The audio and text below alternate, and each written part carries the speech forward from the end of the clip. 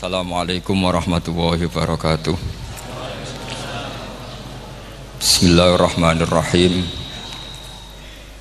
Tabarakalladzi nazzala al-furqana ala 'abdihi liyakuna lil 'alamina nadhir. Allahumma shalli wa sallim ala sayyidina Muhammad wa ala alihi wa sahbihi wa barik wa sallim asma'in. Amma ba'du. Ingkang kula hormati Kyai Haji Abdul Hanan wa ahli baiti, sedanten kanca-kanca santri peminat ilmu tafsir dan ilmu hadis ingkang kula hormati. Berbicara tentang ilmu tafsir, ada beberapa ulama yang menghindari kata tafsir karena makna tafsir itu memaknai atau menduga apa yang dikehendaki Allah. Tentu itu sulit. Satu, bahwa faktanya kita sudah tidak bisa komunikasi dengan Allah karena tidak ada wahyu lagi. Sehingga dari kehati-hatian ini pernah suatu saat Abu Bakar ditanya, ma makna abban fi qaulihi ta'ala wa faqihatan wa abba. Beliau menjawab, saya tidak lagi pantas hidup di atas bumi, di bawah naungan langit, jika saya mengatakan naqulu fil Quran, jika saya harus berpendapat tentang Quran apa yang tidak saya ketahui. Itu kehati-hatian yang dilakukan Sayyidina Abi Bakrin As-Siddiq. Tapi teori ini berbanding paradok, berbanding ekstrim, ketika bahwa Quran itu diturunkan itu sebagai hudan, sebagai petunjuk. Kedua, sebagai bayanan, sebagai penjelas. Dan ini yang saya yakini. Kalau sebagai penjelas, Quran itu harus jelas sekali dan bisa menjelaskan. Dan Quran mensifati dirinya wal kitabil mubin, demi kitab yang memberi penjelasan. Sehingga dari sudut ini orang kafir pun mungkin memahami Qurannya. Dan menurut saya orang kafir pun bisa paham Quran. Kalau Ahok itu melintir Quran, tidak memahami Quran, paham? Senok harganya itu melintir Quran tapi tidak memahami Quran. Tapi bahwa Quran itu bisa difahami orang kafir itu ya. Logikanya gampang begini, kata Imam Syafi'i dalam kitab Ar-Risalah. Ketika Quran turun, itu pendengarnya itu udah ada yang muslim, belum ada santri Kewagian, nggak ada santri Lirboyo, udah ada santri Sarang. Pendengarnya itu non muslim. Nah ini sampai angan-angan, ketika Quran turun tuh pendengarnya muslim atau non muslim? Non muslim. Andai kan Quran itu turun tidak difahami orang kafir, maka lalu objeknya siapa, sasarannya siapa? Lah sebab itu akan aneh kalau kita yang mondok, misalnya ngaji Idqon, ngaji Alfiyah, ngaji Ulumul Quran, apa saja. Kemudian Anda tidak paham Quran, padahal orang kafir saja bisa paham. Nah ini tantangan bagi kita. Sing kafir wis iso paham Quran, masa kita santri tidak paham Quran. Makanya begini, di antara awal-awal periode Makkiyah ada surat disebut Qul ya ayyuhal kafirun. Katakan Muhammad ya ayyuhal kafirun. Karena mukhatabnya atau lawan dialeknya Nabi adalah orang-orang apa? Kafir. Mereka paham ketika dijelaskan Quran, paham. Dan sebagian mereka menjadi mukmin karena paham. Itu termasuk isi makalah yang saya utarakan di sini. Mereka tanya, ya Muhammad, siflana rabbak amin dahabin amin nuhasin amin hajarin. Karena orang kafir jahiliyah itu punya tren yang namanya Tuhan itu fisik. Mereka punya Lata, punya Uzza, punya Hubal. Sehingga kalau Tuhan-Tuhan kita ini dari batu, Muhammad, katanya Anda punya Tuhan yang berbeda. Lalu Tuhan Anda ini dari emas atau dari perak. Turunlah ayat Qul huwallahu ahad Allahus samad. Lagi-lagi mukhatabnya adalah orang kafir. Makanya ini juga akhirnya jadi ilmu madhab, ilmu tentang firqah-firqah dalam Islam, bahwa kesalahan terbesar orang Khawarij sebagaimana yang dikutip Imam Bukhari. Nanti sama cari di juz 4 atau di juz 3, pokoknya di bab Babu Qitalil Khawarij, karena Imam Bukhari punya adat diulang-ulang. Kata Ibnu Umar yang dikutip Imam Bukhari, innahum intolaku ila ayatin nazalat fil kufar faja'aluha alal mu'minin. Orang-orang Khawarij atau kalau sekarang orang-orang radikalisme itu meneliti Quran, kemudian ketika ada kriteria manusia-manusia tertentu itu dianggap itu kenanya orang Islam, korbannya orang Islam. Padahal awal mula ayat ini turun untuk orang kafir atau kritikan pada orang kafir. Ini cilaka betul. Karena logikanya seperti yang dikatakan Imam Syafi'i, ketika Quran turun ini nggak ada orang Islam, yang ada orang kafir. Sehingga mukhatabnya adalah orang kafir. Tapi ayat-ayat ini nanti dipakai Khawarij untuk mengcounter orang Islam, sehingga mereka mudah mengkafirkan kita karena pakai ayat yang dari awal Allah mengkafirkan orang kafir, sekarang ayat itu dipakai mengkafirkan orang Islam. Ini saking gebleknya orang apa? Khawarij. Makanya kata kitab Fathul Bari yang menyarai Bukhari itu, yang mendorong orang Khawarij seperti itu adalah jahluhum bisyariah. Memang mereka benar-benar bodoh, benar-benar goblok. Misalnya kita kiai atau kita ma'arif atau kita santri atau kita orang soleh, kemudian kita tidak bisa melakukan apa yang kita katakan, terus kita oke lah, kita kena kritik misalnya atakmurunan nasa bil birri wa tansawna anfusakum wa antum taslunal kitab. Terus kita katanya bisa ngomong tapi tidak bisa melakukan, terus dikritik dengan ayat itu mestinya tidak tepat. Karena itu asbabun nuzulnya adalah orang-orang Yahudi, karena tahu bahwa sifat Rasulullah itu ada di Taurat, mereka menyuruh keluarganya itu masuk Islam, tapi mereka sendiri tidak mau Islam. Kemudian turunlah ayat atakmurunan nasa bil birri wa tansawna anfusakum wa antum taslunal kitab afala ta'qilun. Sekarang perbandingannya begini, misalnya ada orang Islam, taruh saja Zaid itu maling, ya maling, konsisten dia malingnya sampai tua. Terus menurut Anda Zaid yang muslim ini, Zaid itu muslim tapi maling, jangan bilang maling tapi muslim, dia itu ya. Kemudian Zaid bilang ke anaknya, "Cung, kowe aja dadi maling, dadi santri sing soleh, sing maling bapak tok."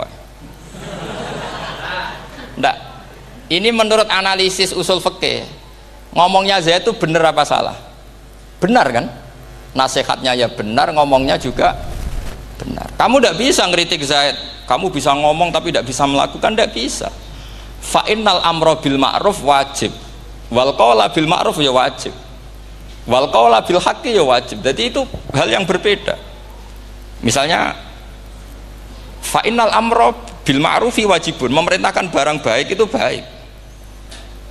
Wa innal qawla bil haqqi ya wajib, mengatakan yang hak itu ya wajib. Berarti Zaid tetap kena khitab, kamu harus nasihati anak secara benar, kamu juga harus ngomong hukum secara benar.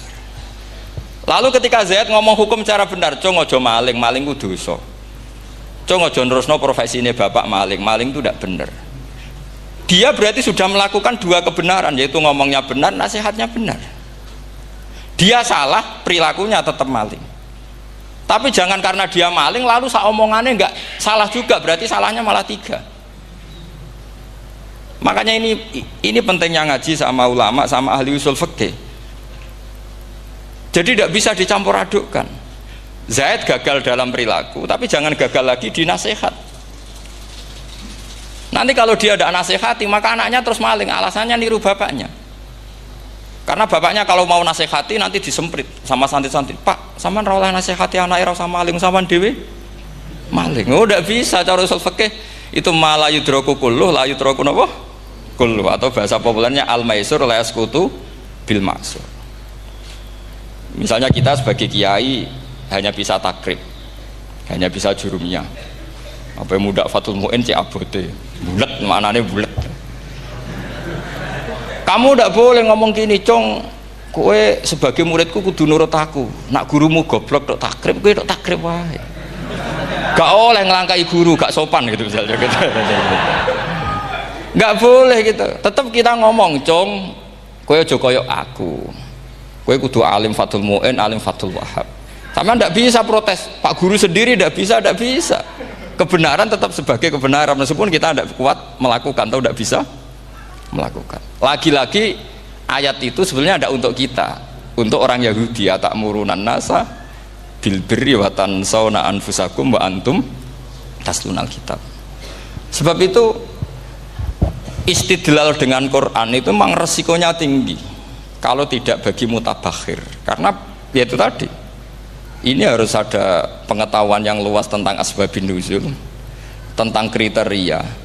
Nah, kalau terpaksa, saya katakan terpaksa, kalau terpaksa kita itibar itu boleh, tapi itu terpaksa. Bahwa Allah mengkritik orang yang bisa ngomong tapi tidak bisa melakukan. Tapi itu secara usul fikih itu runyam. Teori ini runyam sekali, fatal. Sama lihat tuh di kitab Bajuri atau di kitab-kitab fikih yang lain.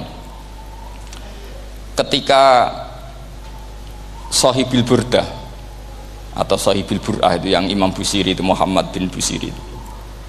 Niku salah nama tapi kadung populer. Jadi sebetulnya Imam Busiri itu Shahibil Bur'ah bukan Shahibil Burdah, tapi kadung terkenal Burdah, kita ikut-ikutan apa? Burdah. Imam Busiri itu ngeluh, saya ini orang yang banyak kesalahan. Di antara salah saya adalah saya bisa ngomong tapi tidak bisa melakukan. Yaitu saya ngomong misalnya orang supaya tahajud, saya tidak tahajud. Saya ngomong orang supaya sholat sunat, saya nggak pernah sholat sunat. Itu sarahnya itu yang menyarai itu kan Imam Bajuri itu yang sarah Burdah. Itu mengkritik begini. Kalau Anda ngendikan itu fi ma'radi dzammin nafsi, yaitu dalam konteks Anda mengkritik diri sendiri, oke. Tapi omongan Anda salah. Karena secara usul fikih fatal. Fatalnya begini. Misalnya saya nggak pernah tahajud, ya mungkin itu nyata, oke, mungkin itu nyata. Apakah kemudian saya tidak boleh mengatakan at-tahajjudu sunnatun? Apa saya diwajibkan diam hanya karena saya tidak pernah tahajud, terus saya seorang kiai yang haram mengatakan at-tahajjud sunnatun? Saya harus tetap mengatakan kalau tahajud itu sunnah. Saya kalau punya santri terus saya bilang, "Cung, napas nganggur yuk tahajud itu sunat." Karena mengatakan kebaikan pasti bagian dari kebaikan itu sendiri.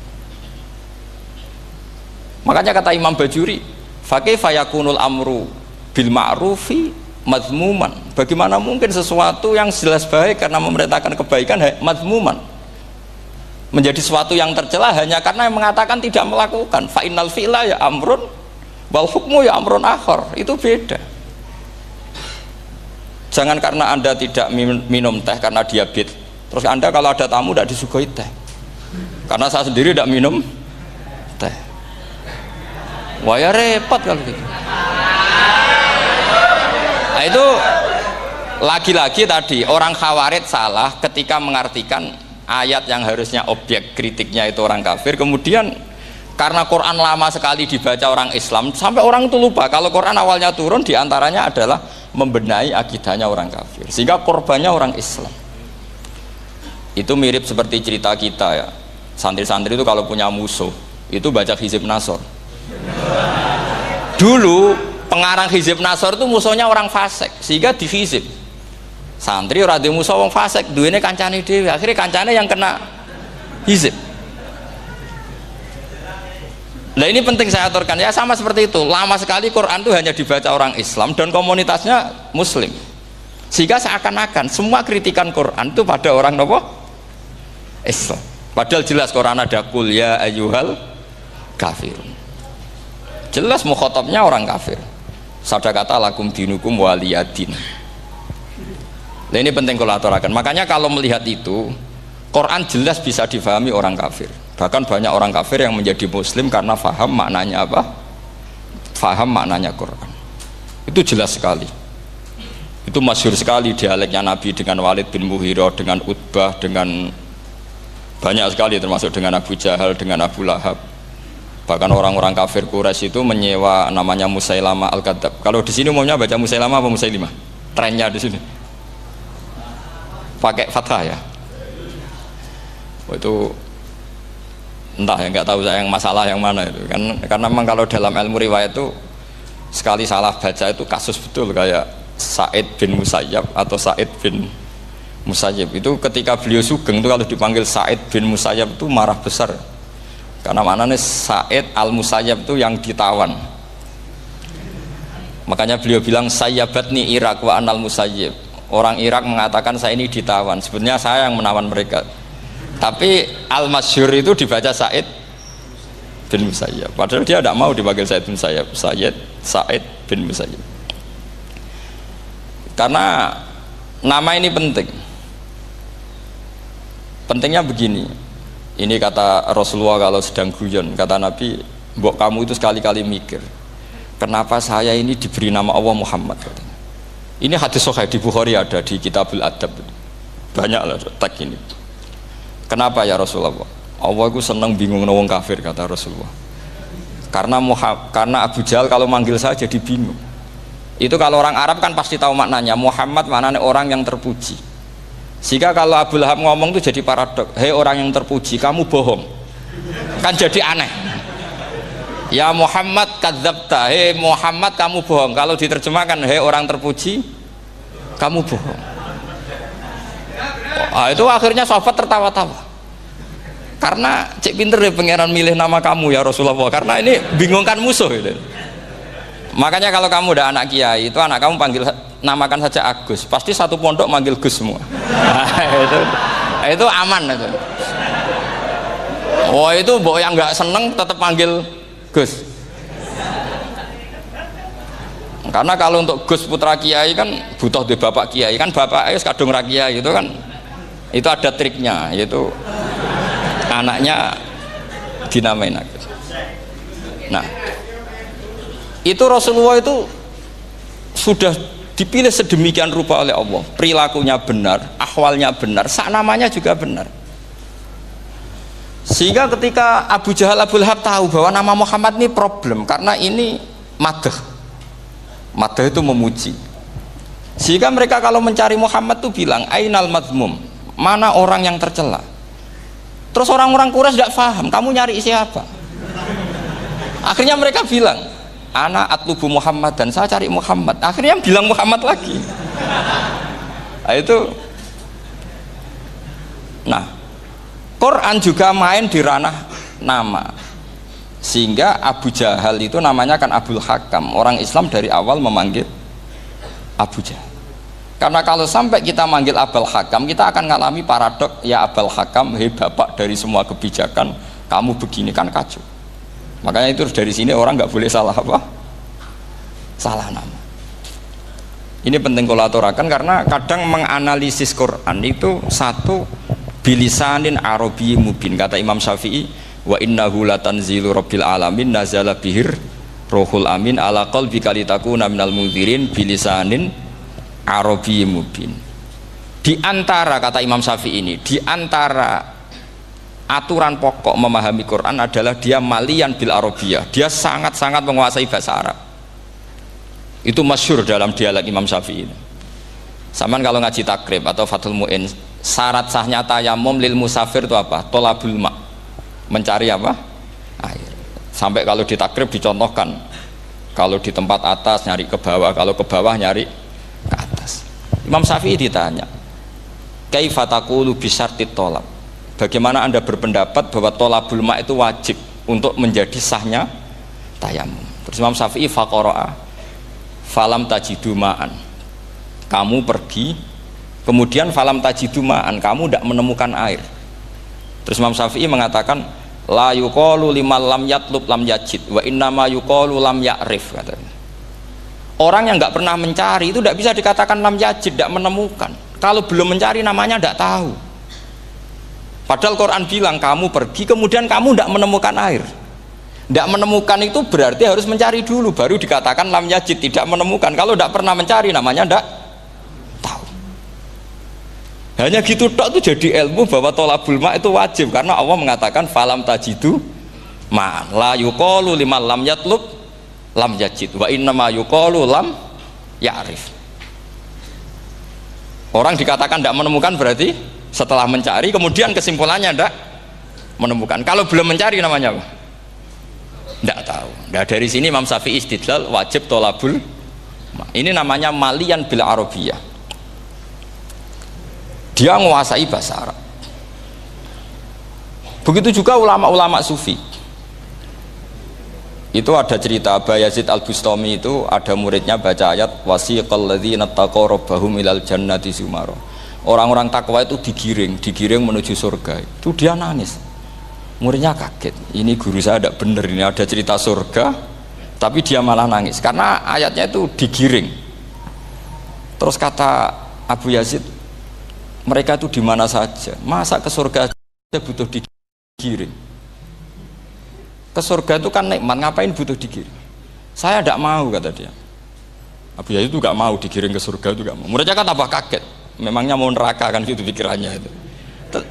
Ternyata beliau jawabnya sederhana, saya pas itu sudah dekat sama Allah sehingga tidak perlu digiring. Kemudian saya sudah panitia kiamat pas itu, jadi tidak perlu digiring. Nah ini nanti penting jadi satu aturan ilmu ulumul Quran. Saya di rumah itu istiqomah ngajar Qawaidul Asasiyahnya Said Muhammad yang dulu ditulis abahnya Zubdatul Itqan oleh Said Alawi. Kemudian Zubdatul Itqan itu tentu dari kitab Itqan. Terus Said Alawi dulu ngarang kitab Faidul Khobir, sarahnya Faidul Khobir sama Sayyid Muhsin Al-Musawab, dulu dari Padang tapi hidupnya di Mekah. Saya dulu talaki sama Mbah Mun. Itu ternyata ada ayatnya, innal muttaqina fi jannati wa nahar fi maq'adi sidqin 'inda malikim muqtadir. Sekarang sampean saya tanya, menurut Anda semua orang kena hisab enggak? Enggak, sampean jawab saja. Menurut Anda ketika di mahsyar semua orang kena hisab apa enggak? Pasti kita menjawab iya. Tapi kata Said Muhammad, itu keliru. Enggak kebayang orang seperti Nabi kena hisab. Pasti yang kena hisab itu orang-orang yang enggak jelas. Nah, misalnya Nabi jelas baiknya, harusnya ya langsung nggak kena hisab. Karena tidak mungkin seorang saksi kok diaudit, tidak mungkin. Lo saksi itu di pengadilan kan nggak tersangka, nggak terdakwa, dia tidak boleh diintervensi oleh hakim. Nah, Rasulullah ketika kiamat, ketika fil mahsyar, fi faslil qada itu jelas, fa kaifa idza ji'na min kulli ummatin bisyahidi wa ji'na bika ala haula'i syahida. Rasulullah sudah dekat Allah, pas mahsyar itu ada Allah, ada Rasulullah, ada Jibril. Kemudian Nabi itu mengidentifikasi, ditanya sama Allah, bener mat ini umatmu? Ya, niki umatmu ya. Kalau yang nggak jelas ya Nabi lama jawabnya. Makanya kamu jangan jadi orang nggak jelas. Nah, itu kalau sekali nggak jelas itu Nabi lama sekali jawab.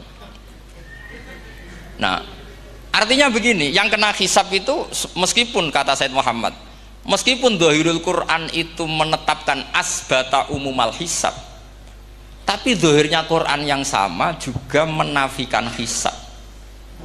Itu karena nggak mungkin, nggak kebayang kita malaikat berani menghisab afdalul khalqi. Sama bisa bayangkan malaikat mengaudit Rasulullah SAW, ahabbal khalqi ilallah, kepen cilaka mencit ya. Wong jajar Allah kabeh dinten audit sudah indah. Fa kaifa idza ji'na min kulli ummatin bisyahidi wa ji'na bika ala haula'i syahida. Lalu mungkar nakir juga sama. Sampean bisa bayangkan mungkar nakir tanya Nabi Muhammad. Tesnya susah. Karena kalau Rasulullah terus ditanya, "Waman nabiyuka?"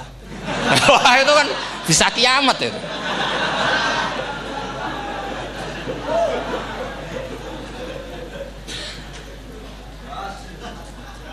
Paham ya? Makanya kata Said Muhammad, ini kan teman-teman tanya, biar caranya alim tafsirnya saja, sarannya satu hafal Quran, dua hafal Sahih Muslim, tiga semua orang sudah mati, tinggal kamu yang alim. Nah, itu mesti aman itu. Nah kalau sampean tanya saya, apa buktinya Gus kalau orang tertentu tidak kena hisab? Ya buktinya tadi, misalnya innalladzina qalu rabbuna Allahu tsummas taqamu tatanazzalu alaihimul malaikatu alla takhafu wala tahzanu wa absyiru.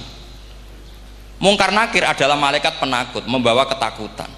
Sementara para wali ini jelas malaikat kena konstitusi. Malaikat harus mengatakan ke para wali, Allah takhofu wala tahzanu. Padahal Nabi tentu sayyidul auli. Para wali saja malaikat kena aturan, kamu harus bilang Allah takhofu wala tahzanu wa abshiru.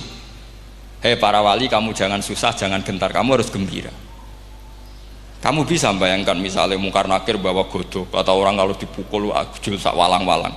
Kemudian kamu bayangkan si Abdul Qadir ngalami itu, Abdul Hasan Asadali ngalami itu, Abu Yazid Al-Bustami. Kalau itu ngalami gitu semua, ngapain kita jadikan mursyid? Kan sama nasibnya dengan kita. Nah, Zahirul Quran mengatakan asbatal hisabah. Tapi Zahirul Quran di ayat yang lain lam yusbit al hisabah. Makanya tadi umumul Quran juga ditaksis dengan muqayyid. Yang mutlak ditaksis dengan yang muqayyad. Yang mujmal ya sama seperti itu, aturannya seperti itu, ditafsir sama yang mufassal. Sama orang kafir yang jelas, sampean bisa bayangkan malaikat ngaudit Fir'aun. Cek kurang penggaweane. Jelas eleke kok di audit. Misalnya Abu Lahab di audit, oh malaikatnya celaka mencit. Berarti dia agak percaya sama pernyataan Tuhan tabat yada abi lahabiu. Malaikat kok ngaudit Abu Lahab? Mungkin Gusti kula ceke. Nak menawi wonten nabi. Lho ki ora tau ngaji Quran tapi wong ayate tabat yada kok cek dicek. Nah, yang seperti ini masuknya kategori ulaikal ladzina satruse, mereka yang kafir bi ayati rabbihim wa liqaihi fahabitos a'maluhum fala nuqimu lahum yaumal qiyamati wasna. Jadi ada orang-orang kafir yang jelas kena aturan fala nuqimu lahum yaumal qiyamati wasna. Jelas kafirnya ya gak kena hisab, yang jelas nabinya, jelas wasinya juga gak kena hisab. Yang kena kita di tengah-tengah. Tapi ilmu itu ikut mainstream karena semua orang bilang ada hisab, ya kita ikut-ikutan bilang, ya sudah gitu saja. Tapi kalau aslinya rapati percaya. Umumnya uang gerono mati ditalkin, ya kita melok-melokan nalkin. Tapi kalau kadang ya gak kebayang. Piye nak wali-wali ditalkin. Makanya ada di dunia wali itu ada cerita Rabi'ah Adawiyah, itu termasuk keramat beliau itu. Kali Imam Sibawi kan dalam cerita wali kan ditanya marrobuka, ngapunten niku man mausul nopo istifham. Wah itu malaikatnya tidak pernah khataman alfiyah kan, repot. Kalau Rabi'ah Adawiyah lebih parah lagi, itu beliau tuh nangis sekeras-kerasnya, nangis terisak-isak, dia tersiksa. Ya Allah, engkau itu zat yang paling saya kenali dan harusnya semua makhluk itu kenal engkau, tapi ini hamba engkau tanya engkau itu siapa. Itu kan ini orang aneh kata gitu. Karena Allah itu adharudz dzahir, kata sampai Imam Sibawi silakan a'raful ma'arif. Jadi wong ora ora wis geblek tenan dari Imam Sibawi. Imam Sibawi kan atas nama dia pakar nahwu pertama mengatakan domir paling makrifat di antara 6 isim makrifat, paling makrifat itu domir. Tapi meskipun gitu a'raful ma'arif Allah, yang paling makrifat dari sekian isim makrifat itu Allah. Artinya satu nama yang orang harus kenal semua. Makanya di antara keramat beliau ketika ditanya, wong kok ora tau ngaji fikih men ngaji nahwu wae. Gak tahu dia ngaji carane sesuci, carane iddah to, gak tahu ngaji nahwu. Terus dia tanya, "Bima fa'ala rabbuka?" Lalu Allah memperlakukan kamu gimana? Terus kata Imam Sibawi, "Ghafaroli, Allah mengampuni saya karena saya orang yang mengatakan Allahu a'raful ma'arif." Ini penting kalau aturakan. Jadi makanya kalau sampean tanya caranya ilmu alim gimana, ya satu tadi, kalau sampean masih banyak orang hidup, syaratnya kamu harus hafal Quran, hafal hadis, hafal sekian ribu hadis, hafal sekian ulumul Quran. Itu kalau masih banyak orang hidup. Kalau sudah kamu sendiri hidup, ya sudah, pokoknya isokulhu ya salim sendiri, kan nggak ada saingannya itu. Makanya kata Sayyid Muhammad, beliau mengatakan, kita meyakini umumal hisab ya berdasar dzahiril Quran, kita menafikan umumal hisab, bahwa hisab hanya yahtassu liqaumin duna qaumin juga berdasar dzahiril Quran. Kita percaya semua mayat ditanya mungkar nangkir ya berdasar dzahiril ahadis. Kita tidak mengumumkan teks praktek ini juga berdasar dhahiril ahadits. Karena malaikat mungkar nakir juga malaikat. Berarti dia kena aturan kalau ketemu para wali Allah takhafu wala tahzanu. Faham sih kalau maksudnya? Ini penting kalau aturakan. Jadi makanya aspek ya, sampean bisa memulai kalau ingin jadi orang alim tafsir bisa mulai dari yang mudah saja, yang fikih saja. Makanya kata Imam Ghazali, kenapa Mu'tazilah jadi segoblok itu? Karena dia tertipu oleh umumatul Quran, oleh tek-tek umum. Dia tidak tahu mukhasisnya. Padahal setiap ayat umum itu pasti ada mukhassis. Misalnya begini ya, kalau kamu maknanya fikih saja, contoh yang paling mudah familiar itu fikih ya. Misalnya kita ngaji Quran, wal mutallaqatu yatarabbasna bi anfusihinna salasata quru. Kalau orang dicerai, itu iddahnya itu 3 kali masa nopo? Suci. Apakah aturan iddah seperti ini hal hadhil iddah amatun likulli mutallaqatin am li mutallaqatin makhsusah? Apa ini semua mutallaqah iddahnya pasti salasata quru? Apa orang tertentu? Ya enggak, asal dia mutallaqah pasti iddahnya salasata quru. Anda goblok, Anda salah besar. Kalau misalnya yang dicerai adalah orang hamil, iddahnya apa? Salasata quru apa watil hamli? Watil hamli. Kita butuh ayat lain, wa ulatul ahmali ajaluhunna ayyadna hamlahu. Sama seperti kita ngaji walladzina tawaffawna minkum wa yadharuna azwajan yatarabbasna bi anfusina arba'ata asyhurin wa asyra. Asal wanita ditinggal mati suaminya, maka iddahnya 4 bulan 10. Apa semuanya demikian? Enggak. Misalnya orang hamil iddahnya biwatil hamli. Artinya kalau Anda tertipu umumatil Quran, berarti Anda sama dengan menghukumi orang ditolak semua iddahnya salasata quru. Sama misalnya orang sekarang dalil-dalil wa may yatawallahum minkum fa innahu minhum. Kalau berkawan orang kafir, maka dia menjadi kafir. Itu kan fatal. Semua nabi ya berkawan orang kafir. Karena dakwahnya memang sama orang kafir. Lo coba, andai kan sampean hafal Quran, itu sama teori itu tuh mungkin menyedihkan. Coba istilahnya Quran, wadhkur akho'at wa ila adin akhawum huda wa ila samuda akhawum. Terus semua umatnya yang kafir disebut akhawum. Akhaw itu artinya apa? Saudara. Mereka ya berkawan sama orang kafir. Makanya butuh analisis fikih untuk maknani wa may yatawallahu minkum fa innahu. Setelah dianalisis fikih, ternyata semua nabi diistilahkan wa ila madyan akhahum syuaiba wa ila adin akhahum huda. Akhaw itu artinya apa? Saudara. Kalau sama tanya, lalu logikanya gimana? Kata kitab-kitab kan wa in kana dasarin fajanibhu suratan. Kalau ada teman buruk, jauhi. Kalau teman baik, temani. Kalau cara usul fikih gampang. Kancanan maling dosa, wong kok kancane maling. Tapi nak dakwai maling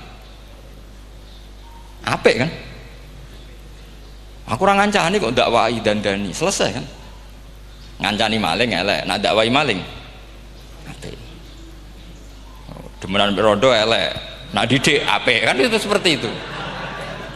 Nah, ini penting kalau aturaken. Dan di sini ini makanya NU itu punya sejarah panjang, banyak wali-wali yang jadab, yang coro zahir itu kancanan wong fasik-fasik.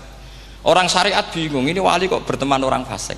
Ya kalau kamu bahasakan teman ya masalah, kalau kamu bahasakan ini binaan, enggak, sama jawab saja. Kalau dibahasakan teman masalah enggak masalah kan, tapi kalau dibahasakan itu binaan, selesai kan? Sama, Nabi berkawan orang kafir itu enggak karena berkawan, itu binaan Nabi. Memang Nabi itu jadi Nabi, objeknya adalah mengislamkan orang kafir. Ya berlama-lama Nabi dialek dengan mereka, muasyarah sama mereka. Bahkan Nabi diharuskan bersikap baik sama mereka. Itu yang disebut fabima rahmatim minallahi lintalahum walau kunta fadzan ghalidhal qalbi lan faddu min haul. Tapi sekarang itu orang sudah tidak pakai ilmu. Orang-orang radikalisme itu nggak pakai usul fikih. Pokoknya kalau ada ayat terjemahnya gini ya sudah, itu jadi madhab. Akhirnya kecelakaan seperti ini. Pokoknya kalau ada ayat faqtulul musyrikina haitsu wajadtumuhum wa khudhuhum wahsuruhum wa'udu lahum kulla marsad. Sudah hafalnya ayat itu saja. Dia tidak mau ngapalkan misalnya qatilul ladzina yuqatilunakum. Ada ayat lagi wa akhrijuhum yamin haitsu akhrajukum. Sehingga ulama kita membagi kafir itu ada harbi, kita musuhi, ada zimmi, ada muahad, ada musta'man. Itu ulama karena tahu tidak semua orang kafir itu harbi, tidak semuanya zimmi, tidak semuanya muahad, tidak semuanya musta'man. Kalau harbi oke, kita perang, kalau zimmi ya kita bina, kalau muahad ya sesuai perjanjian kita, kompensasinya apa, MOU-nya kayak apa. Tapi apalnya mereka ayat satu tema. Nah celakanya kita yang ngaji di pondok-pondok yang katanya spesialis ingin alim tafsir, apalnya ya satu ayat juga. Wah itu kan satu ayat versus satu ayat, itu ngeri. Makanya kalau sama tanya saya, ini katanya di acara ini sama tanya gimana caranya jadi ahli tafsir, saya jawab gampang. Itu hafal Quran, hafal hadis, terus hafal ulumul Quran. Ya misalnya Nadoman ya Faidul Khobir lah, kalau kitab Nasar ya minimal itu setengah lanya itkon lah. Kalau nggak lanya-lanya amat ya agak lanya. Karena kitab tafsir itu gampang, teorinya itu mudah sekali. Misalnya al-ibratu bi umumil lafzi la bi khususis sabab, itu sama dengan kayak kaidah fikih. Karena kalau kaidah fikih itu saya itu pernah dibisui kiai itu, ini kisah nyata itu, dibisui kiai itu pas basul masail. Dulu saya itu masih sering mau basul masail. Tani mun pensiun mun boten niku mun. Dulu saya dengan Gus Zofur putrane Mbah Mun itu sering makili Pondok Anwar basul masail fikih. Tapi tidak tahu ceritanya Gus Zofur jadi dokter tafsir, saya juga kok tahu-tahu menekuni tafsir. Lama-lama orang itu lupa status saya yang fakih ya. Makanya saya itu ya kadang eman gitu, karena ini status penting juga. Tapi status fikih itu kadang memang menyesatkan. Karena begini, itu dulu pernah ada basul masail itu begini. Ini kisah nyata ini. Ada desainer baju putri untuk putri, anak putri.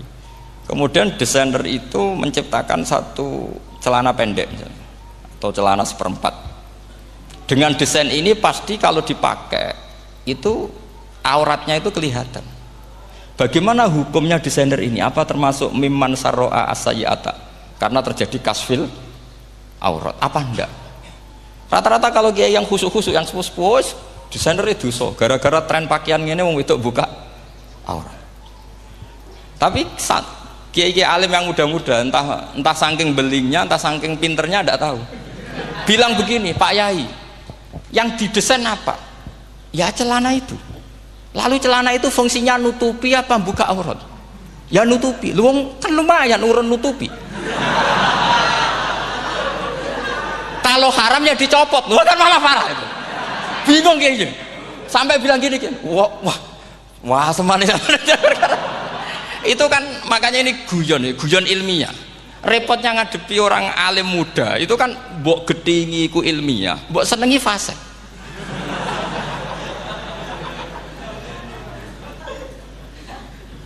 Ketika kiai yang khusyuk tadi tak tanya, kalau desainer katok seperapat, paham gitu? Ya coba yang celana dalam terlalu vulgar itu, paham gitu? Ndak rok sajalah, rok mini misalnya, rok selutut. Sampean jangan ngeres ya, yang rok selutut misalnya. Rok selutut itu desainernya kena hukum haram enggak? Sampean jawab saja. Oh haram dari kiai sepuh, karena dengan desain itu misalnya lututnya kelihatan. Tapi pertanyaannya kiai muda saya masih ingat betul, saya tanya. Lalu fungsi pakaian itu apa Pak Yai? Fungsi itu kan tetap nutupi sebagian aurat. Kalau Anda haramkan, barang haram itu harus dihilangkan. Nah, itu. Sampai kiai itu setelah acara itu manggil saya. Gus, kalau ngakoni jenengan alim tapi podo repoti. Pada repoti nak dalam itu kan terus itu ada perumusan di redaksi keputusan yang dijual itu, yang masail fikihnya kan terus diputuskan, dibukukan. Kalau redaksinya halal Gus, nanti orang pakai rok semua. Dan saya balik bantah, kalau redaksinya haram orang nggak pakai rok. Akhirnya itu apa? Kebijakannya lucu. Buak we Gus, pertanyaan itu buak sak jawabannya oke. Jadi kita debat tidak jadi. Ini cerita ilmiah. Makanya sama tidak wajib anut saya ini terlalu ilmiah, jadi tidak baik untuk kehidupan kesalian, kurang baik. Jadi ini, tapi ini ilmu, tetap kaidahnya fikih, ma la yudraku kullu la yudraku kullu. Jangan kalau tidak bisa nutupi aurat semua, lalu jangan sama sekali. Lunggi kan kaidahnya kan gitu, ma la yudroku kullu la yudroku kullu. Misalnya Anda punya tetangga nggak mau pakai jilbab, nggak mau pakai pakaian muslimah, kamu tidak boleh bilang munisan raklambinan, tidak bisa. Ma la yudroku kullu la yudroku kullu nu la yudroku napa kullu. Makanya ini kita harus hati-hati. Nah bayangkan sekarang orang neliti Quran itu yutroku kullu. Mestinya kalau Anda meneliti radikalisme, ayat yang terkait radikalisme diteliti semua. Ternyata di surat Taubat yang disebut suratus Saif, yang bahkan haram baca bismillah, itu ada ayat wa in ahadum minal musyrikin nastajaroka fa'ajirhu hatta yasma'a kalamullah thumma ablighu ma'mana. Muhammad, kalau ada orang kafir mau belajar Quran sama kamu, ya harus kamu pelajari hatta yasma'a kalamullah. Setelah mereka mau belajar, ya ablighu ma'mana thumma ablighu ma'mana, kamu harus menjamin keamanan dia. Itu di surat Taubat, termasuk akhiru suratin nazalat, gak mungkin terjadi mansuh. Tapi orang-orang ekstremis selalu pakai faqatulul musyrikin haitsu, apalan itu terus. Yang orang liberal yang menaparin la ikraha fiddin, ya sudah seperti itu. Sing orang-orang ora tegas, ora tau nahi mungkar, ya ma arsalnaka illa rahmatan lil alamin, ngono terus. Yang kelompok tukang nahi mungkar ya ayatnya amen nahi. Saya tuh heran, kenapa mereka punya masalah dengan hafalan kayaknya. Kenapa sih hafalannya kok pedot itu? Kita yang hafal semua bingung jadi. Jadi akhirnya kita yang pinter anut sing goblok. Karena saya tuh pernah loh debat sama orang salaf, debat gitu. Setelah saya mengutarakan sekian hadis, ada tuh Pak hadis tuh, waduh. Harusnya kamu ngaji saya, ada debat-debat tuh yang level. Kalau nggak level tuh nggak boleh katanya. Oh, itu kan ngeri. Makanya ini penting ya, kalau sampean tanya ingin jadi alim tafsir ya harus hafal Quran semua. Kalau tidak mungkin yang nunggu orang semua mati baru Anda jadi ahli tafsir, karena tidak ada musuhnya. Tapi saya pastikan orang kafir pun bisa memahami Quran, yaitu tadi hatta yasma'a kalam Allah. Sayyidina Umar itu masuk Islam itu gara-gara dengar adiknya baca Toha, ma anzalna alikal qur'ana litashqa illa tadhkiratal liman yakhsha tanzilam mimman khalaqal arda was samawati ula ar-rahmanu alal arsis tawa. Itu dia ma huwa bikalamil basar, tidak mungkin seperti ini karangan manusia, itu tidak mungkin. Akhirnya dia Islam. Banyak orang Islam karena diperdengarkan Quran, karena memang notnya sudah unik, makna kualitasnya juga sudah unik, semuanya itu unik, indah. Sampai sekarang pun orang kafir itu orang paling tahu Quran. Makanya Allah mensifati orang kafir itu hasadam min indi anfusihim mim ba'di ma tabayyana lahumul haq. Sekarang sama saya tanya, orang sing tabayyana lahumul haq itu orang faham apa orang tidak faham? Mereka orang kafir itu mengingkari Quran, padahal mim ba'di ma tabayyana lahumul haq, setelah kebenaran nyata bagi mereka. Nyata bagi mereka artinya orang kafir faham apa tidak faham? Faham. Cuma mereka punya penyakit hasadam min intian. Mereka juga kalau ada ayat tentang ahkam yang memberatkan, mereka bilang i'ti bi Qur'anin ghairi hada au badil. Muhammad harusnya jangan tema itu yang diangkat, bu cari Quran yang lain yang enggak tema itu. Mereka sampai memilih tema itu karena faham apa karena tidak faham? Karena faham. Makanya di makalah saya pastikan ngaji tafsir itu gampang, karena orang kafir pun bisa. Kalau kasus Ahok itu bukan paham itu melintir, beda. Paham sama melintir itu beda. Itu diterjemah kemenang tuh jangan mengangkat kawan orang Islam, bukan mengangkat pemimpin. Ya likinya kalau ngangkat teman saja tidak boleh, apalagi ngangkat pemimpin. Fatal mana berteman sama orang salah sama ngangkat. Saman kancanan maling ini apik nak menawa nang andani. Terus ngangkat, "Hei maling ke pimpinanku." Parah mana? Parah mana? Artinya sama saja ketika diterjemah jangan ngangkat teman. Sebetulnya ngangkat pemimpin lebih fatal. Itu kan mafhum awlawiyah, itu kan normal saja. Itu di Quran biasa, misalnya innalladzina ya'kuluna amwalal yatama dzulman. Orang yang makan hartanya anak yatim secara zalim. Kamu bilang, "Gus saya tidak makan kok, sepeda motornya tak gasap, tak jual." Yang diharamkan kan makan. Wah, ya sarap kalau gitu. Maknanya begini, memakan harta anak yatim artinya ifsad. Ifsad itu merusak.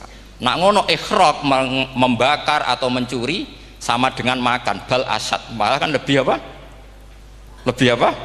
Dasar. Jadi yakuluna di situ tuh ba'dul amsilah, sebagian contoh min wujuhil ifsad atau min wujuhil ihlak. Jangan kok karena ayatnya makan, oh yang haram tuh makan, kalau nyuri gak apa-apa. Waya fata. Itu kan sama dengan santri geblek dikandani kiai ini, "Cung, kowe mbek bojomu jogeman naboi." Suatu saat istrinya lapor lagi, "Pak Yai sekarang ndak naboi tapi nyadui." Karena naboi itu pakai tangan. Mereka pertama dilaporkan kiainya, "Pak Yai, suami saya itu sering memukulin saya pakai tangan gini. Cung, jogeman naboi bojomu." "Nggih Pak Yai, siap." Suatu saat istrinya lapor, "Pak, tetap benjut, kenapa? Kulo nak niki disadui." Mereka pikirannya, sing haram nabok, nak nyaduk halal. Wah itu kan ngajak goblok bareng. Nah masalahnya di usul fikih kasusnya seperti itu. Makanya saya ini kadang ya maliki sekali. Kadang saya itu maliki sekali. Kadang ya. Misalnya begini, saya beri contoh. Ini yang kisah nyata ya. Ada seorang Arabi datang ke Rasulullah. Ya, tadi kan teman-teman minta juga ilmu hadis ya. Ini satu paket saja. Itu tadi nanti kalau sampean kasih lalim ndak itu sudah ada urusan saya tadi, nunggu orang mati banyak tadi itu. Kalau nggak usah nunggu orang mati, sarannya tadi apal tadi. Ya Rasulullah ahlak tuh, saya ini orang yang rusak. Wama ahlakaka, lalu yang bikin rusak kamu apa? Qol waqatu imroati fina hari Ramadan, saya menjima istri saya ketika masih siang, fina hari Ramadan, siang Ramadan. Walhasil Nabi tidak menyuruh hanya kodok, tapi menyuruh kafaroh. Kafarohnya itu merdekakan budak atau memberi makan 60 orang miskin atau puasa berapa? Puasa 60 hari. Atau urut merdekakan budak atau puasa 60 hari atau memberi makan sitina miskin. Oke, kita sepakat.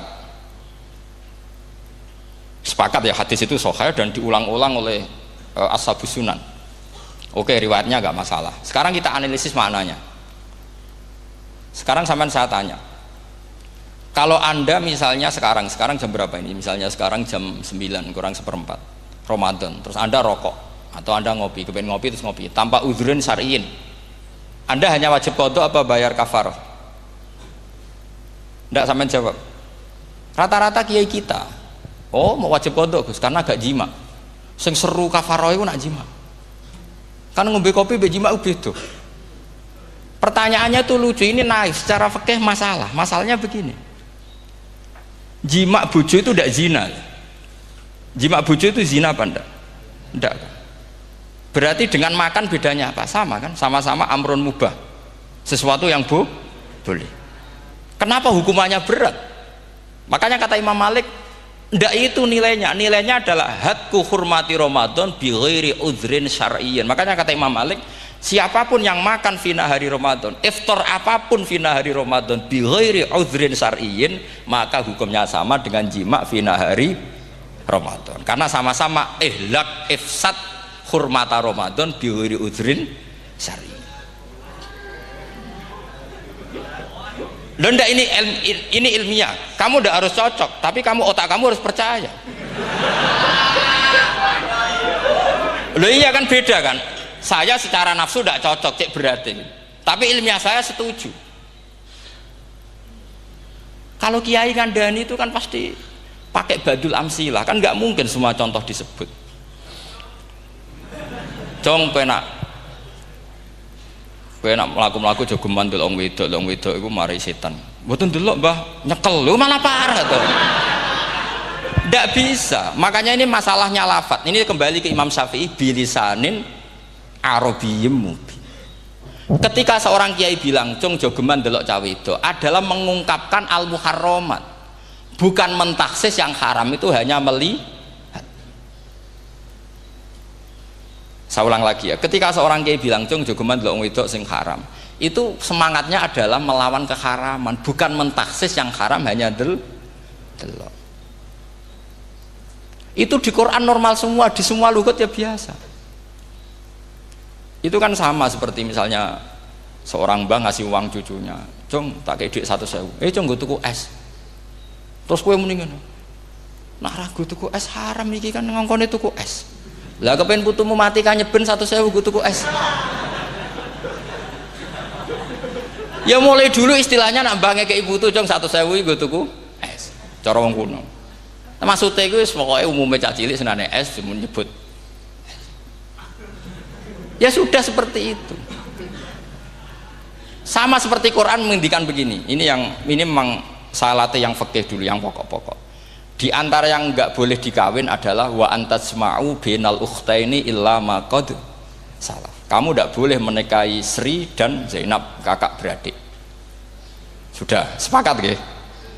Fi nikahin wahid enggak boleh al jam'u bainal ukhtain. Jadi mbaknya kamu kawin, adiknya kamu kawin fi nikahin wahid. Tapi nak ngeduni boleh, berarti kan dengan waktu yang berbeda. Quran hanya menyebut itu. Kemudian Rasulullah zaman Sugeng itu hanya nambahi wala binal mar'ati wa ammatiha wala binal mar'ati wa kholatiha, juga agak boleh menikahi ponaan plus buliknya, baik bulik dari bapak yaitu ammah maupun bulik dari ibu disebut apa? Kholah. Kemudian ulama fikih merasa ada yang kurang, ditambahi lagi 2 perempuan yang andekan yang satu itu lelaki kok haram nikah, berarti haram jam'u fi nikahin wahid. Misalnya cucu rabibahnya boleh enggak? Enggak boleh kan? Berarti kalau sampai mengumpulkan cucu dan mbahnya fi nikahin wahid juga tidak boleh. Tapi orang yang waras itu tidak akan nyalahkan Quran ketika tidak lengkap. Wa antasma'u bainal ukhtain ila ma qad salaf, ini tidak lengkap. Yang haram kan tidak hanya jam'u bainal ukhtain, termasuk mengumpulkan cucu dan mbahnya. Karena Quran nggak mau dengan logika tidak waras, itu tidak mau. Taruh saja orang itu rata-rata mbahnya kan umur 70 tahun, cucunya umur 17 tahun. Kebayang nggak kamu nikahi sehingga adekan boleh bareng, pasti kamu milih bareng. Makanya Quran hanya bakas wa antasma'u final ukhtain, karena yang mungkin masih menggugah selera itu 2. Tapi kalau cucu sama mbahnya itu, kalau ada yang masih selera kan ya sarap itu. Tapi fikih sebagai kaidah tetap menerangkan termasuk yang haram jam'u adalah bainal mar'ati wajad datiha. Paham juga maksudnya? Artinya ketika menyebut itu tidak jaminan merangkum semua hukum, tapi ba'dul amsilah. Fa'innal akila yaktafiya bi isyaratil ba'di, karena orang kalau punya akal diisyaroi sebagian sudah paham. Ini penting kalau aturakan. Jadi ini penting. Nah bayangkan sekarang banyak gerakan-gerakan ahli Quran katanya, tapi nggak memahami ilmu usul fikih. Qur'ane ra ono ya wis. Nang Quran ra ono cerita harame asu, nak ngono asu ya halal. Ora ono Qur'ane. Sing ra ono iku tekem ora Qur'ane, kok aneh-aneh kowe.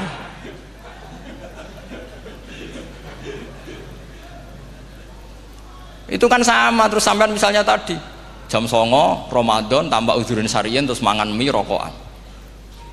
Itu kan melecehkan Ramadan biguri udhurin syariyin, karena melecehkan hurmata Ramadan kena sanksi separah itu. Jangan kamu terus bilang tapi Nabi hanya bilang masalah jima finari Ramadan. Jima istri itu hukumnya itu tidak zina, hukumnya itu mubah, sama dengan makan. Ini cara madhab Maliki, tapi kita alhamdulillah madhab Syafi'i. Ya itu masalahnya. Berhubung itu menguntungkan sami'na wa ta'na. Nah, itu. Tapi saya sendiri dalam konteks ini, saya itu ya sangat-sangat Syafi'iyah, sangat-sangat Syafi'iyah. Dalam banyak hal sangat-sangat Syafi'iyah. Tapi dalam banyak hal kadang-kadang saya ya Maliki. Nah, itu kan kalau sampean tanya kenapa gitu, ya hikmahnya baca banyak saja. Karena yang Syafi'i itu ya karena bacanya hanya Syafi'i. Itu bukan fanatik, itu keterbatasan. Jadi itu beda, itu namanya tidak fanatik, itu keterbatasan. Itu beda sekali.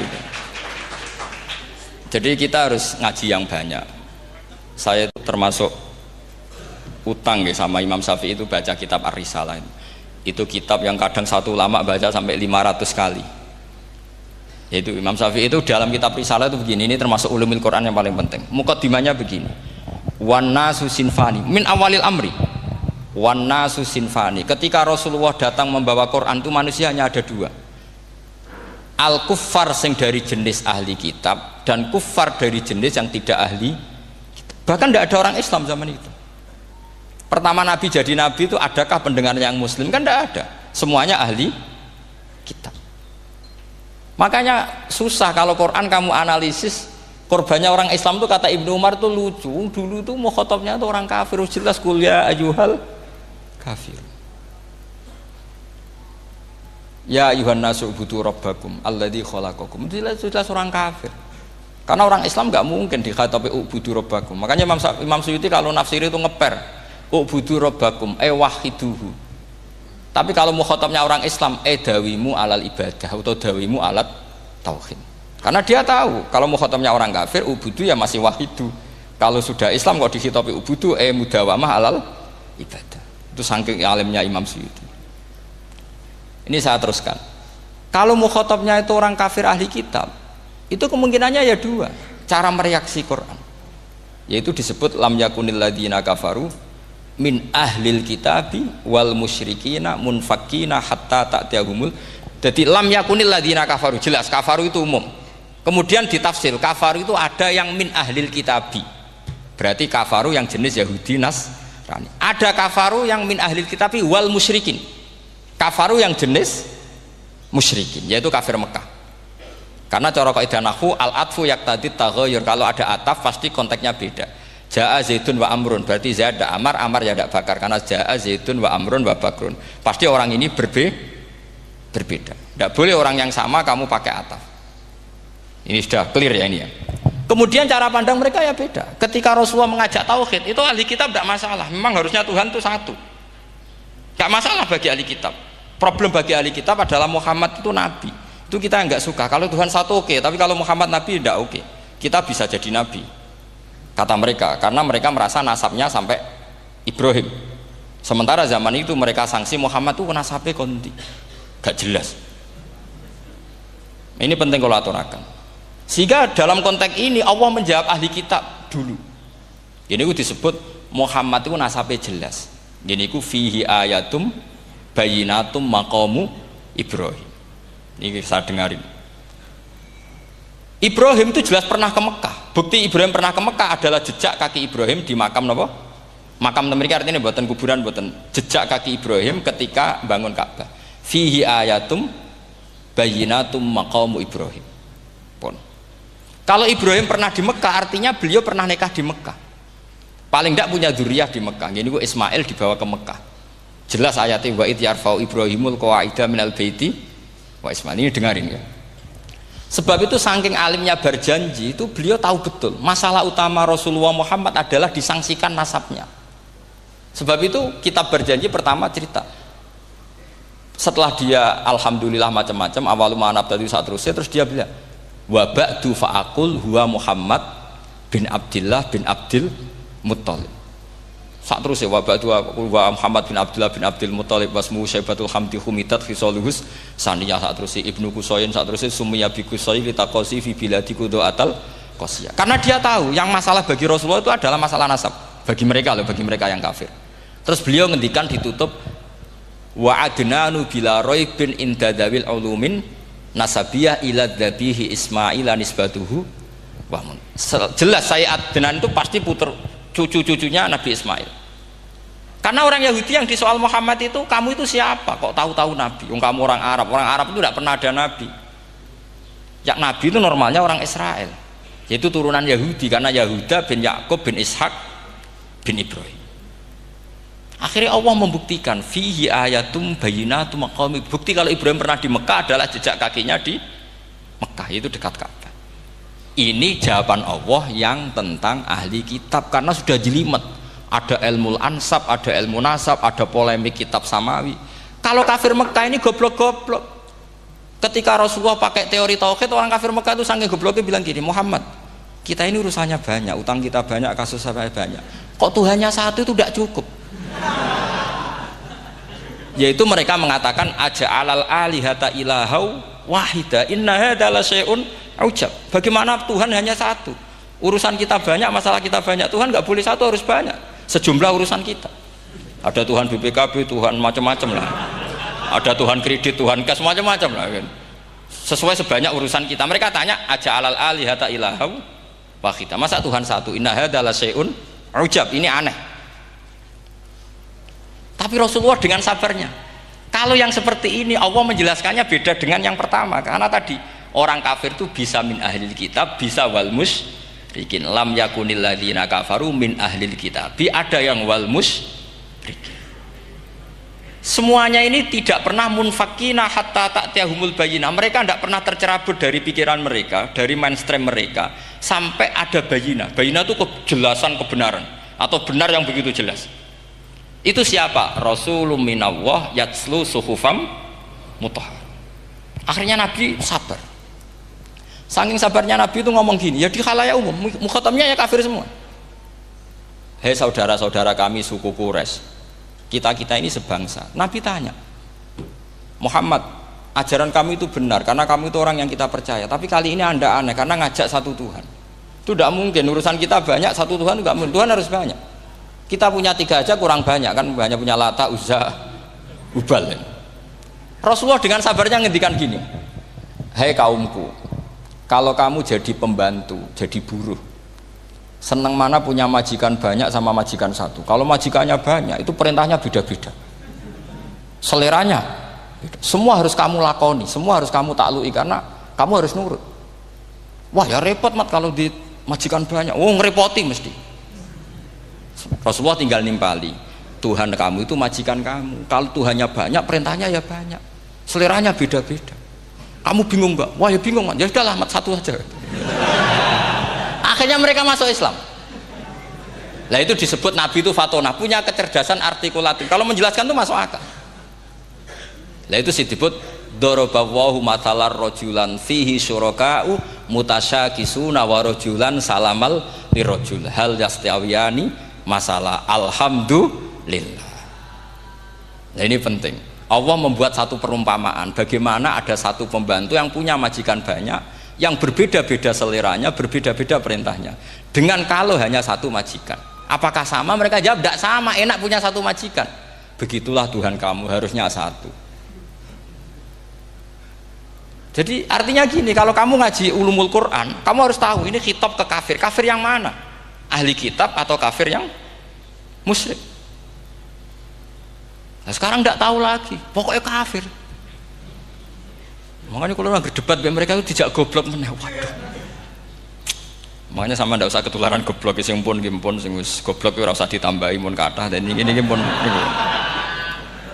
Ya karena kita ngaji jelas Qur'annya kan lam yakunil ladzina kafaru, itu masih ada min lil bayaniyah atau min li bayanil jinsi. Kafaru itu sapa? Siji min ahlil kitab, 2 kafaru sing wal musyrikin. Dua-duanya tidak pernah munfakina hatta ta'tiyahumul bayyinah. Mereka tidak akan tercerabut dari pikirannya sehingga ada bayyinah. Bayyinah itu siapa? Rasulun minallah yatslu sufam. Nah, ketika Nabi menjelaskan asal usul nasabnya bahwa Sayyid Adnan itu ila Ismail jelas putra Nabi Ibrahim, mereka terus baru iman karena ada fihi ayatum bayyinatum maqamun apa Ibrahim.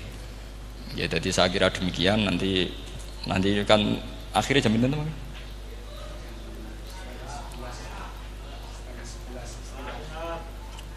Oh, ini jam pinten istiwa? Nggih, terus saya pikir niku nggih.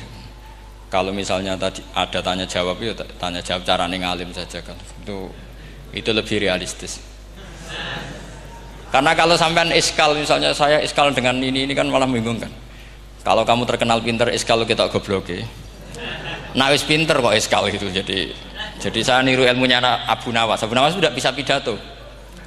Nggak bisa pidato, suatu saat dipaksa pidato sama khalifah itu. Hei para hadirin, kamu pinter apa goblok? Nah mereka pinter, mau ngandani wong pinter, terus pinter kok ngandani gitu. Akhirnya hadirin itu kan karena seneng sama Abu Nawas itu seneng. Ya sudah Abu Nawas, kalau gitu kita goblok. Aku mau mengambil wong goblok. Akhirnya terus wassalamualaikum warahmatullahi wabarakatuh. Jadi itu Abu Nawas juga bisa pidato, tapi dia tahu saja caranya menyelesaikan masalah. Jadi itu Abu Nawas. Jadi ya orangnya kacau tapi cerdas itu, makanya jadi guyonan. Sebenarnya Abu Nawas itu figur yang nyata, tapi tidak senaif yang diceritakan orang-orang di anekdot itu. Ya, beliau itu orang soleh ketika era Harun ar-Rasyid. Tapi ya tadi karena banyak cerita yang macam-macam. Ya, Abu Nawas itu, makanya ini cerita anekdot. Jadi riwayatnya agak jelas tapi lucunya jelas itu. Jadi itu. Dia itu mangkel punya tetangga profesor ahli astronomi. Adiknya itu mau iso omong tok. Abu Nawas mau pinter molak-malik omong kan masyhur itu dia cerita.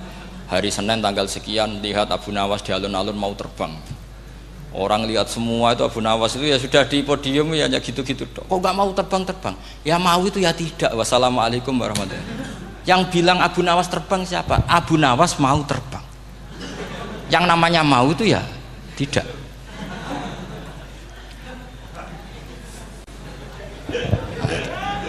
Pernah dia itu lomba sama Harun ar-Rasyid. Siapa paling banyak pengunjung rumahnya di alun-alun. Harun Rasyid bikin khemah, dia bikin khemah.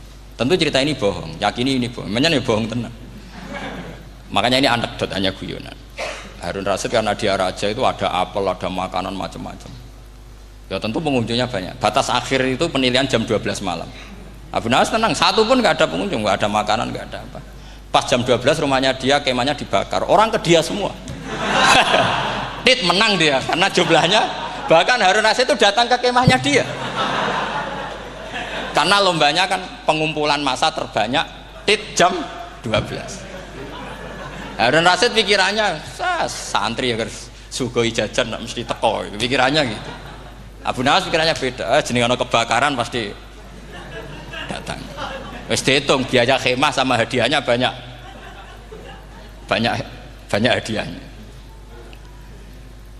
Yang ahli falak ini punya ilmu yang rasional, yang pinter sekali. Dia ilmuwan bahwa bumi itu bulat-bulat. Nah, saya lagi tren meyakini bumi flat nih, yo kacau nih. Mau gara-gara penjelasan sing sepihak. Ini wong nganggur. Lah wong ilmuwan kok sentimennya perkara wedi duit. Enggak boleh ilmuwan menyebut sentimen apa? Uang. Akhir bumi itu bulat-bulat. Jadi kalau Anda jalan ke timur terus nanti ke titik yang sama. Abu Nawas paham karena dia memang enggak ahli sains gitu. Suatu saat si profesor ini kemalingan, malingnya melayu ngetan. Terus minta tolong sama Abu Nawas kejarlah maling itu. Kemana? Ke timur. Dia ngejar ke barat. Ditanya sama profesor. Saya udah bilang larinya maling itu ke timur, kalau kejar ke barat nanti ketemu di titik yang sama. Akhirnya profesor yang ngerti, oh ngenyek tuh, kira itu. Jadi, nah khawatir saya nanti kalau santri-santri tidak pinter ilmu, terus pilihannya ilmu kayak Abu Nawas, jalan pintas tadi. Karena belajar falak jelimet, belajar faraid apa? Jelimet ada aul, ada roh, terus semua ada masalah yang ruwet-ruwet terus. Akhirnya mau olah bicara. Ini musibah innalillahi wa inna ilaihi raji'un. Itu tidak boleh. Quran tidak mengajarkan itu. Quran tetap mengajarkan ilmu meskipun ada nilai seninya. Ya tadi nilai seni tadi misalnya Allah mencontohkan daraba wa masalah rajulan fihi syuraka. Terus kedua uniknya Quran itu begini. Setelah dipikir itu nyata-nyata lebih detail. Misalnya begini. Ketika Allah mencontohkan ba'udah itu nyamuk. Itu orang-orang kafir itu bilang gini, "Ya Muhammad, Tuhan Anda kehilangan stok ilmiah." Sehingga contoh itu enggak yang dahsyat tapi sekedar nyamuk. Wong nyamuk kok digawe contoh. Mbok ya contoh itu dinosaurus, tak jerapah, tak apalah yang keren itu. Mosok contoh apa? Nyamuk. Terus Allah menjelaskan innallaha la yastahyi ayyadriba apa? Mathalam ma. Contoh apa saja? Apa saja itu ditafsiri ba'udatan fama faqaha. Entah itu nyamuk, fama faqaha atau yang di atasnya nyamuk. Maksudnya di atasnya itu filkillah atau fisighor atau yang di atas nyamuk yang lebih kecil ketimbang nyamuk. Sekarang saya contohkan kata Rasulullah, contoh yang kecil saja, nggak usah bikin nyawa, nggak usah, itu terlalu mustahil. Seorang pemahat patung, terus kamu pesen, "Pak, aku gaekno patung gajah," mesti muni sanggup. Tak muni, "Pak, gaekno patung gajah ukurannya ya semestinya gajah." Oke. Tapi Pak, aku gaekno patung nyamuk, ukurannya ya sak nyamuk. Kira-kira sanggup apa enggak? Artinya ketika Allah gawe nyamuk itu lebih sulit ketimbang gawe gajah apa lebih mudah? Lebih sulit. Karena nyamuk yang sudah kecil, dia punya alat kelamin terus seberapa juga. Alat kelaminnya juga tetap harus ada lubangnya, terus seberapa juga. Temen saya malah ada yang cangkem elek bilang gini, lalu ya punya kuman, kumannya seberapa? Nah ini pentingnya ngaji akal. Kamu jangan hanya bilang, wow dinosaurus, jerapah, seru nyamuk. Nah karena orang sudah ada itibar dengan nyamuk, didatangkanlah nyamuk banyak. Sebenarnya nyamuk banyak itu mergo mangkel, gak diperhatikan itu. Makanya terus. Lah ini saya tahadus binemat, istri saya itu sering protes. Istri saya kalau manggil saya Gus karena orang Jawa Timur. Itu sama-sama jagongan itu, saya itu tidak pati sering digigit nyamuk, ya digigit tidak sesering sampean, itu jelas. Terus saya tanya, Gus punya doa apa, kenapa tidak pati begitu digigit nyamuk? Saya bilang, karena saya sudah tahu hikmahnya nyamuk. Jadi harusnya dia sudah tidak nyerang saya, kata saya itu. Makanya ini ijazah, agak mandi salah sampean itu. Karena tadi logika yang terbangun gitu. Kalau Allah bikin gajah, melubangi belalai gajah itu masih masuk akal. Bahkan saat kita bikin patung masih bisa. Tapi kata tadi nyamuk itu sudah kecil, harus punya usus, harus punya alat kelamin, harus punya telur. Telurnya juga detail lagi. Ini disebut inna woha la yastahyi ayyadriba mathalam ma ba'udah. Sehingga ba'udah di mata ahli tafsir, di mata ulama ini contoh yang luar biasa. Tapi di mata orang-orang yang nggak seneng mikir, kok terima nyamuk itu. Makanya saya minta kangkang di sini bisa makan itu harus syukur. Makan itu luar biasa. Saya itu sering nyontohkan di Jogja. Saya punya teman sakit. Kalau nggak ada obat dari Belanda itu mati. Kalau ini nggak dapat obat bagus dari Belanda atau dari Jerman itu meninggal. Berapa bulan lagi matinya? 3 bulan. Kalau nggak sampai dapat obat mati 3 bulan. Oh masih mandi obat yang di Jogja. Apa itu makan atau minum? Kalau orang nggak minum nggak sampai 3 bulan sudah mati. Boy orang itu mikir seperti itu. Tapi kita ini kalau obat dari Jerman, dari Belanda itu hebat. Kalau enggak kita mati sebulan lagi, 3 bulan lagi. Allah bikin obat pada kita tiap hari, yaitu kita bisa makan, bisa minum. Itu kalau sekali nggak makan 5 hari bisa mati sama. Tapi kita karena ngakan itu hal yang biasa, nak duit iso utang, terus dianggap biasa. Ini kalau ulama masalah besar. Punya otak seburuk itu masalah besar bagi ulama. Sehingga Allah tidak malu ketika ngendikan kulu wasrobu, tidak malu karena makan ini urgen, sangat penting. Dan Allah tidak malu meskipun Quran itu temanya kelas tinggi, biasa Allah mengatakan jong kowe kulu minta ibadi marusangnakum, kamu makanlah. Karena minum obat itu kebutuhan kita ketika sakit. Tapi kalau makan adalah kebutuhan kita sihatan wasukman, saat sakit maupun saat sehat. Nah, kalau Anda dengan kualitas ini, ketika Allah membicarakan makanan itu Anda akan respect sama Allah karena memang ini urgen betul. Tapi kalau Anda cara berpikir gini, hanya cari horo ibal ilmu yang aneh, yang seru, kamu baca ayat itu akan menjadi biasa-biasa saja. Dan itu masalah bagi mahabbah Anda pada Al-Quranul Karim. Ya saya kira demikian. Terus mangke saya pikir tidak etis kan ini Jumat nanti. Sing biasa itikaf nanti terganggu. Nanti saya ada problem. Ya kalau ada tanya jawab ya saya mohon tadi ya, karena ini zaman akhir saya memang butuh sekali. Kenapa saya mau datang? Satu, hormat Kiai Hanan. Dua, saya memang ingin banyak mufassir lagi, jangan hanya lewat baca terjemah kemudian merasa menjadi ahli apa? Quran atau ahli tafsir. Itu musibah besar itu masalah besar itu. Ya pokoknya saya mohon lah ya setidaknya gitu. Misalnya orang kafir, kamu cari saja orang kafir. Ternyata ada yang harbi, ada yang dhimmi, ada yang mu'ahad, ada yang mustakman. Lalu dalam tarikh ada kafir Yahudi, kafir Nasrani, kafir ahli kitab. Kalau di fikih ada kafir yang lahum kitabun, ada yang tidak lahum kitabun. Kalau yang lahum kitabun disebut ini kitabiyah kholiso, yang tidak. Itu kan beda-beda di fikih. Boleh nikahnya ndak, khilu dhabihatihim atau tidak, itu kan detail sekali. Makanya saya mohon ini latihan detail. Oke, sampean tetap ngaji, sering khatam itu bagus karena mengumpulkan semua ilmu. Tapi sampean harus menganalisis secara apa? Saya dulu ngaji Mbah Mun Muslim ya kilatan. Tapi saya ngapalkan sama Gus Ibab. Gus Ibab putrane Mbah Mun, dulu muridnya Said Muhammad. Saya itu tak pelajari lagi di rumah. Tak analisis lagi setelah besar sampai sekarang karena ya itu beda. Kita selalu Robbi zidni apa? Ilmu. Misalnya begini contoh ya, contoh. Kita mungkin tahu maknanya ayat tertentu itu begini. Misalnya begini. Faqula lahu qawlan layyinan la'allahu yatadzakkaru aw yakhsha. Musa dan Harun, jika kamu datang ke Fir'aun, maka kalau ngomong, kalau dakwah itu qaulal layyinan, dengan dakwah yang halus. Nggih, qaulal layyinan. Ini bagi yang ekstremis harus baca dialek ini. Ini kisah nyata yang diceritakan Habib Zain bin Smith ketika ngarang Al-Manhajus Sawi. Juga diulang-ulang di beberapa kitab. Suatu saat ada ustadz, corong Jawa Kemelinti, datang ke Harun Ar-Rasyid. Harun Ar-Rasyid ini Banil Abbas, termasuk dzurriyyahnya Abdullah bin Abbas.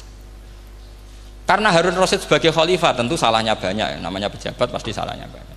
Meskipun kebaikannya juga banyak, tapi salahnya juga banyak. Kalau kita kan tidak pejabat, salahnya tidak banyak, tapi prestasinya juga tidak banyak.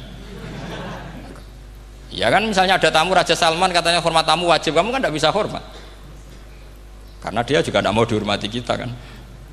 Nah terus si ustadz tadi datang begini, saya itu masih hafal teksnya, ya Amirul Mukminin, inni nasihun lak famusyaddidun alaika fala tajidanna ala nafsika fi nafsika aliyya syai'an. Saya ini mau nasihati Anda, tapi saya maaf sekali karena nasihat saya ini kasar sekali. Musyaddid itu kasar, keras. Fala tajidanna fi nafsika aliyya syai'an, saya mohon jangan dimasukkan hati lah. Makanya terjemah bebasnya jangan masukkan hati. Katanya Harun Rasyid langsung marah. Uskut ya jahil, kamu itu ustadz bodoh. Kamu tidak boleh keras sama saya. Dia masih bantah, saya keras sama Anda karena Anda salahnya banyak. Terus apa kata Harun Ar-Rasyid? Inna wa ta'ala qad arsala man huwa khairum minka ila man huwa syarrum minni wa ma'adzalika qala ta'ala faqula lahu qaulal layyinan. Allah mengutus orang yang jelas lebih baik ketimbang kamu, yaitu Musa dan Harun. Musa dengan ustadz ini baik mana? Tidak, sama jawab saja. Baik Nabi Musa kan? Ilaman huwa syarrun minni. Fir'aun dengan Harun Ar-Rasyid buruk mana? Buruk Fir'aun. Itu saja masih dengan etika faqula lahu qaulal layyinan. Musa dan Harun kamu harus sopan. Ndak wae Fir'aun wajib sopan, ndak wae aku ra sopan.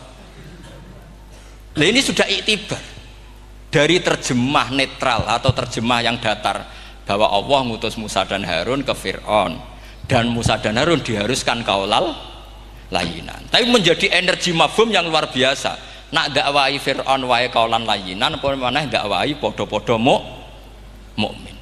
Makanya kata Harun Rasyid, uskut ya jahil. Inna wa ta'ala qad arsala man huwa khairum minka ila man huwa syarrun minni. Wa ma'adzalika qala ta'ala faqula lahu qaulal layyin. Ya saya kira demikian, saya kembalikan ke moderator.